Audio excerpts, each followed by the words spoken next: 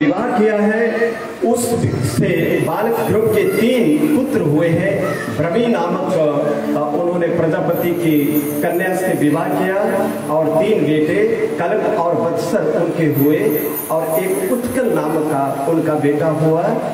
36,000 साल तक बालक ध्रुव सिंहासन पर बैठे रहे। इसके बीच ही उनकी जो छोटी माता थी, जिसका उलाना पाकर के ध्रुव ने हरि को पाया, उसका नाम था सुरुचि। उस सुरुचि का नाम था उत्तम। एक समय वो गए शिकार करने जंगल की तरफ और वहीं पर उत्तम की माता समाप्त हो गई उस जंगल के बीच ही। और उत्तम का कुबेर के यक्षों के साथ वहां झगड़ा हो गया जहां वो शिकार करने गया था।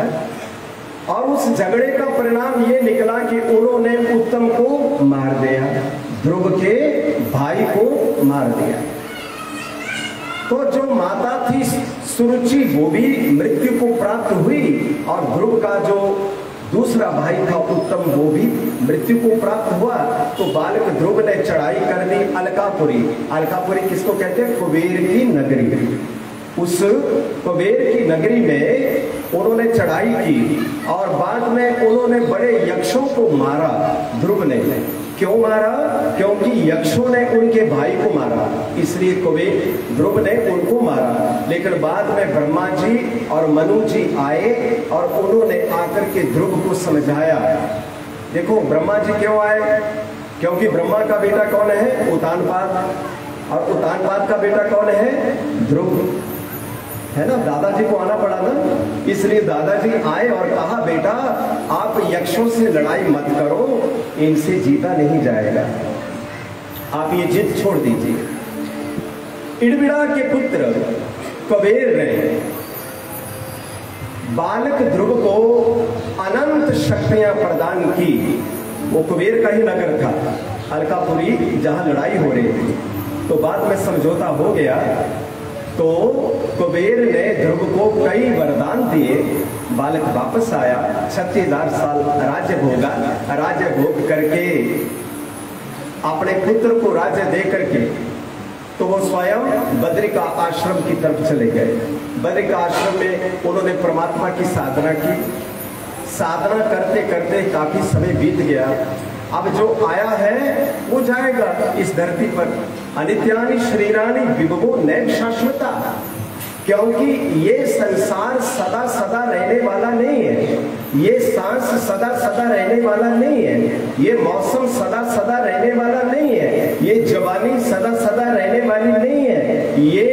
ये बचपन सदा सदा रहने वाला नहीं है। ये सब्जियां सदा सदा रहने वाली नहीं है, बदलती है। अभी आम बदल गए। इसी प्रकार से जीवन सदा सदा इस धरती पर रहने वाला नहीं है। इसको एक ना एक दिन जाना ही पड़ेगा। साधना से मृत्यु देवता अब बद्रिका आश्रम में आए। तो जब मृत्यु देवता आए तो मृत्यु देवता को देख करके बालक ध्रुव ने पूछा कि तुम कौन? बोले मैं मृत्यु देव। अच्छा क्यों आए हो? महाराज जी आपका समय हो गया, आपको लेने आया। और देखो मृत्यु देवता डर रहे हैं। जो सारी दुनिया को डराते हैं वो उस तपस्वी ध्रुव से डर रहे हैं। तप जो है ना वो मृत्यु देवता को भी डराता है। भजन मृत्यु देवता को भी डराते हैं। सिमरन मृत्यु देवता को भी डराता है। मृत्यु देवता सभी को डराता है, लेकिन भक्त से मृत्यु देवता भी डरता है। जो सच्ची भक्ति करता है उससे मृत्यु देवता भी डरता है। तो बालक ध्रुव ने देखा कि कुछ विमान आए, विमान उतरे, कुछ विमान आए। उन विमान को देख करके बालक ध्रुव ने कहा कि अब हम तो ध्रुवलोक जाएंगे। मृत्यु देवता को कहा कि हम तो ध्रुवलोक जाएंगे। पहले उन्होंने ये पूछा कि मेरी माता क्या विमान पर बैठ चुकी है कि नहीं? ऐसे पुत्र हैं आजकल कि कोई राजा बालक ध्रुव जो राजगद्दी को छोड़े और साधना करने बद्रिका आश्रम में निकले और साधना करे और देवदूत आए विमान लेकर के और उनको बालक ध्रुव कहे कि मैं विमान पर बाद में बैठूंगा, पहले ये बताओ कि मेरी माता का विमान कहाँ है। ऐसी सुपात्र संतान आजकल प्राप्त होती है क्या? बड़े कम है ना, बिरले हो गए, क्योंकि कभी इन ग्रंथों को पढ़ना नहीं है, इन पुराणों की कथा को जानना नहीं है, तो कैसे चलेगा। तो उस समय देवदूतों ने कहा कि महाराज आपकी माता सुनीति आगे के विमान पर बैठ चुकी है, उनके लिए अलग विमान आया है महाराज, इसलिए आप निश्चिंत हो जाइए। तो उसी समय बालक ध्रुव ने क्या किया है कि मृत्यु को कहा कि तुम जरा उल्टे होइए, मैं तुम्हारे ऊपर पांव रख करके तो विमान पर चढ़ूंगा। बोलिए ध्रुव महाराज की। ऐसा था वो सिद्ध बालक ध्रुव, 5 साल का, जिसने साधना के बलबूते पर मृत्यु को कहा घोड़ा बन, नीचे चौकी बन, और मैं तुझ पे पांव रख करके विमान पर बैठूंगा। है किसी की मजाल? बताइए ना। लेकिन आपके बीच ही इस प्रकार के लोग हुए हैं, आपकी इस मिट्टी से ही पले बड़े ये लोग, जिन्होंने मृत्यु को ललकारा और उनको चौकी बनाया, उल्टा किया, ऊपर पांव धरा और विमान पर बैठे और ध्रुव लोग पहुंच गए। ये साधना है बालक ध्रुव की। ध्रुव के बाद उत्कल सिंहासन पर बैठने से उत्कल उन्हीं के बेटे ने इनकार कर दिया, बत्सर बैठा, और बत्सर के बाद उन्हीं के वंश में एक वेद नाम का राजा आया। देखो, अहंकार जीवन में दरकिनार करना चाहिए। अहंकार जीवन में क्या करना चाहिए? दरकिनार, यानी उसको कभी भी अपने पास फटकने नहीं देना चाहिए। अभिमानम सुरापानम गौरवम घोर रौरवम प्रतिष्ठा कुकरी विष्ठा तस्मा देतत्रयम तजे। अभिमान है सुरापान। अभिमान किसके समान है? सुरापान के समान। और गौरव अपना लेना, अपनी प्रतिष्ठा लेनी, अपना मान प्राप्त करना। अरे मान भगवान देता है, तुम मान दूसरों को दो, तुम्हें मान भगवान स्वयं देगा। मान के भूखे मत बनो, अपमान भी झेल लो, लेकिन दूसरों का मान करना सीखो। और मान अपने गुणों से मिलता है, मान अपने सद्गुणों से, अपने संस्कारों से, समाज की सेवा करने से प्राप्त होता है, मांगने से नहीं होता। ये ध्यान रखना इस बात का। मांग करके मान नहीं लिया जाता। देखो, राजा बेन को राजा बनाया और राजा ने क्या कहा? मैं ही भगवान हूं और कोई नहीं। ब्राह्मण आए, उन्होंने कहा राजा कोई अच्छा काम करो। बेन बोले क्या करूं? बोले सिमरन भगवान का किया करो। बोले नहीं नहीं, कोई भगवान नहीं है, नहीं हो। ब्राह्मणों को आज्ञा करो। आज तक अगर हमारा ये जो ग्रंथ जो बचे हैं, ये ब्राह्मणों ने बचाए हैं अपनी जान दे दे करके, अपनी कुर्बानियां दे दे करके। आज अगर ये कुछ बचा है ना, 1200 साल के बाद, हम कितने साल गुलाम रहे? 1200 साल कम से कम हम गुलाम रहे। उस गुलामी में सब कुछ हमारा लूट के ले गए विदेशी, लेकिन ब्राह्मणों ने अपने आप को कुर्बान किया, लेकिन इन ग्रंथों को बचाया ताकि आने वाले समय में समाज को सही रास्ते पर चलाया जाए। तो ब्राह्मणों की देनदारी को दुनिया कभी दे नहीं सकती है। तब से आज तक कुछ भी ब्राह्मण नहीं कहेगा तो आपका कल्याण तो मांगेगा ना, लोगों का कल्याण तो मांगेगा ना, आशीर्वाद। क्या कहता है ब्राह्मण? आपको आशीर्वाद। ब्राह्मण क्या चाहता है? जजमान फले फूले। तो जजमान फले फूले तो ब्राह्मण भी फलेगा फूलेगा। अच्छा, अगर कोई भी स्वर्णकार है तो वो चाहेगा सोना महंगा हो जाए ताकि मेरा माल आए। करियाने वाला बोलेगा मेरा माल महंगा हो जाए तो मेरे को फायदा मिले, डॉक्टर कहेगा कि रोगी बथेरे हो जाएंगे, है ना, तो मेरा भी काम चलेगा। सब व्यक्ति स्वार्थ के लिए ही अपने काम को बढ़ाते हैं, लेकिन एक ब्राह्मण ऐसा है जो ये सोचता है कि अगर मेरा जजमान फलेगा फूलेगा तो मेरे को भी अच्छी दक्षिणा मिलेगी, इसलिए वो अपने जजमान को सदा आशीर्वाद दिया करता है। ये ब्राह्मणों की विशेषता है। इसलिए भूल करके भी चाय पीने से पहले ब्राह्मणों की सेवा, अरे अगर कहीं आपको मंदिर ना मिले और अगर आपको तपोनिष्ठ गायत्री संध्या वंदन करने वाला अगर ब्राह्मण मिल जाए ना तो मंदिर की जरूरत नहीं है, ब्राह्मण के चरण में ही देवता निवास किया करते हैं। ध्यान रखना, ब्राह्मणों के चरणों में ही देवता निवास किया करते हैं। इसलिए अगर कभी मंदिर मिले या ना मिले कोई चिंता मत करना, अगर कोई योग्य विद्वान अगर तुम्हारे रास्ते में आ जाए तो दंडवत प्रणाम कर लेना, मंदिर के बराबर आशीर्वाद तुम्हें वहीं प्राप्त हो जाएगा, कहीं जाने की आपको जरूरत नहीं पड़ेगी। इस प्रकार वेद को मारने के लिए ब्राह्मणों ने हुंकार किया और उसको वहीं भस्म कर दिया, क्योंकि वो क्या कह रहा था, मैं ही भगवान हूं। ऐसे बोलने वाले तो बथेरे आते हैं, कोई कमी है इस दुनिया में, बथेरे अपने आप को भगवान घोषित करते, अपने स्तोत्र बुलवाएंगे, अपने मंत्र पढ़वाएंगे, अपनी पूजाएं करवाएंगे। आजकल जमाना ऐसा चल पड़ा है, इसलिए मंदिर खाली हो जाते हैं और बाकी जगह भर भर जाती है। उसका यही एक कारण है कि परमात्मा से थोड़ा सा फासला रख लेते हैं, ध्यान रखना। इसके बाद बेल के शरीर को मंथन किया। क्या किया? मंथन। मंथन कैसे करते हैं?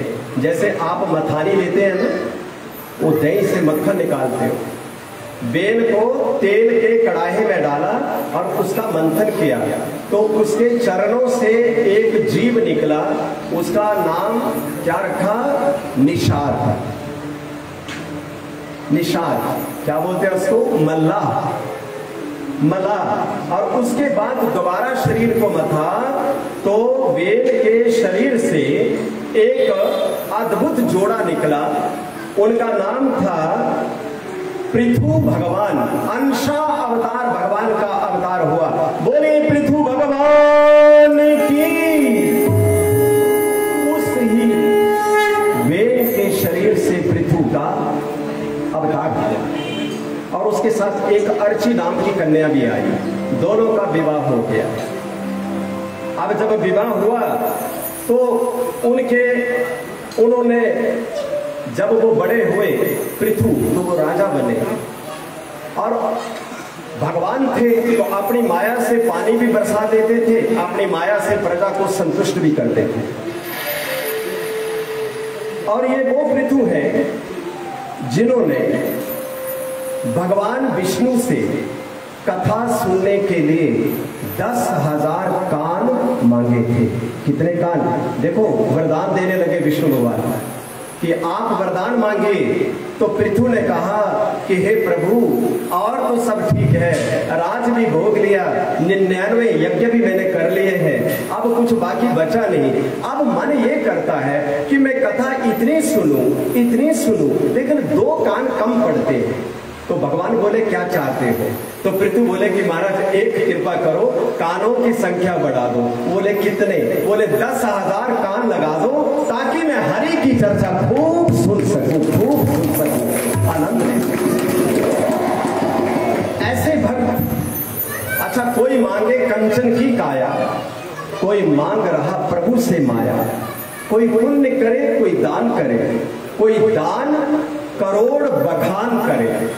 देखो, लेकिन हरि की चर्चा का नाम नहीं लेता कोई।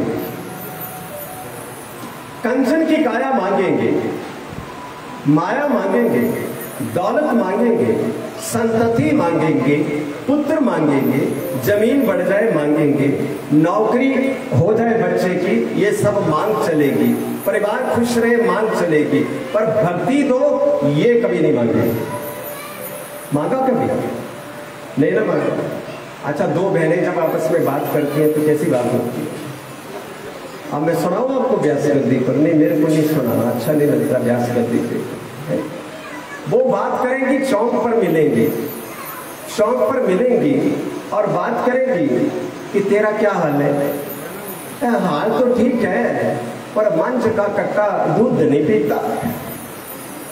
अच्छा, वो खेतर में गांव घुस गई थी, सारा ही घास खा गई, बच्चा पता नहीं दूध क्यों नहीं पीता। मैं एक बार किसी के घर, किसी ने बोला कि गुरुजी चलिए आपको घर में चलना है, फलाहार लेना है। मैं चला गया, आप किसी के घर गए, बैठ गए। अब जैसे एक आदत है हमारी कि फालतू हमें बोलना थोड़ा मेरे भेजे में नहीं आता कि अनावश्यक बात ना करें। अनावश्यक बात सुनना मेरी वृत्ति में नहीं है, बचपन बाल्यावस्था से ही मैं नहीं सुन पाता। अब माई ने दूध का एक बड़ा गिलास पास रखा और पास बैठ गई। बोले, पंजाब की बात है, बोले दूध तो तुसी पी लो। तो मैं माई की तरफ ऐसे देखूं और मैं गिलास उठाया, मैं मुंह से लगाने लगी। मां जो मेरी बीमार है, अभी घूंट नहीं भरा मैं क्या? अच्छा, मां जो बीमार है। फिर मैं दूध जैसे अभी मुंह से लगाया, बोले कट्टा दूध ही नहीं पीता, बच्चा दूध ही नहीं पीता। मैं क्या माई जे तू मैनू बुलाई लिया है तो जा तो मैनू गिलास वाला दूध पिया दे, तो जा कट्टे की जगह मैनू उत्थे गाय ते चुगा लै, मैनू मैं पी लेना दूध। मैं क्या उत्थे बदलिया, मैं क्या करा?